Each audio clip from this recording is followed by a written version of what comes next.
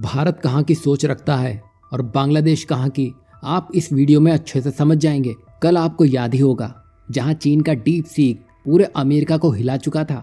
भारत में इसको लेकर मीम इतने धड़ाधड़ बनने लगे, जिसमें अमेरिका का चैट जीपीटी, चीन का डीप सीक और भारत का एस्ट्रोटॉक खूब फेमस होने लगा था। और इन सबको 12 घंटे भी नहीं हुए होंगे, भारत सरकार ने एक ऐसा ऐलान कर दिया है जिसने चीन ही क्या अमेरिका की हालत खराब कर दी है। दरअसल हाल ही में चीन और अमेरिका को टक्कर देने के लिए भारत ने खुद का एआई चैटबॉट बनाने की दिशा में कदम बढ़ा दिया है।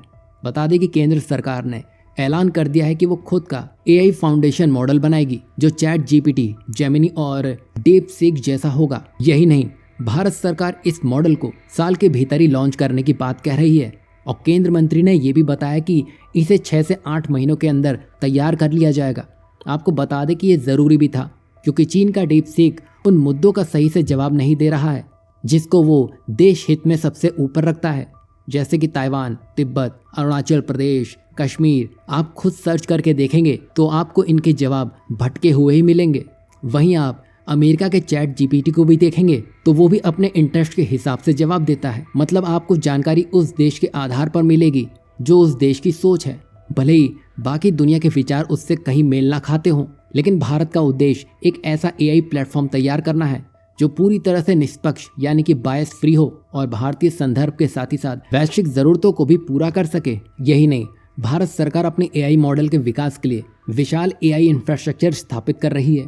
इसके तहत 18,000 ग्राफिक प्रोसेसिंग यूनिट यानी कि जीपीयूज की क्षमता वाला एक आधुनिक केंद्र तैयार किया जा रहा है। यहाँ एक बात तो साफ हो गई है कि भारत सरकार ने ये पहली बार है कि इतना जल्दी कोई फैसला लिया हो। अब ये देखना दिलचस्प होगा कि इस साल के अंत तक हमें अपना एआई मॉडल मिलता भी है या नहीं, या इसकी फाइल सारे बाबू लोगों के दफ्तरों में घूमती कहीं खो जाएगी।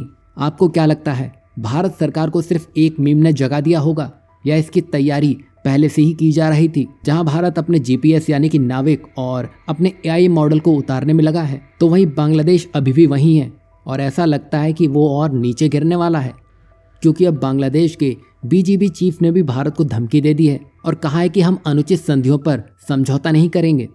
बता दें कि बीजीबी चीफ ने कहा है कि हम उन मामलों पर समझौता नहीं करेंगे जहां हमें लगता है कि हमें वंचित रखा गया है। बता दें कि ये बयान 17 फरवरी को दिल्ली में होने वाली सीमा सुरक्षा बैठक से पहले दिया गया है, जिससे अब माहौल पहले से और तनावपूर्ण हो गया है। बता दें कि बांग्लादेश ने सीमा पर निहत्थे नागरिकों पर गोलीबारी और ड्रग तस्करी को रोकने में भारत की भूमिका पर सवाल उठाए हैं।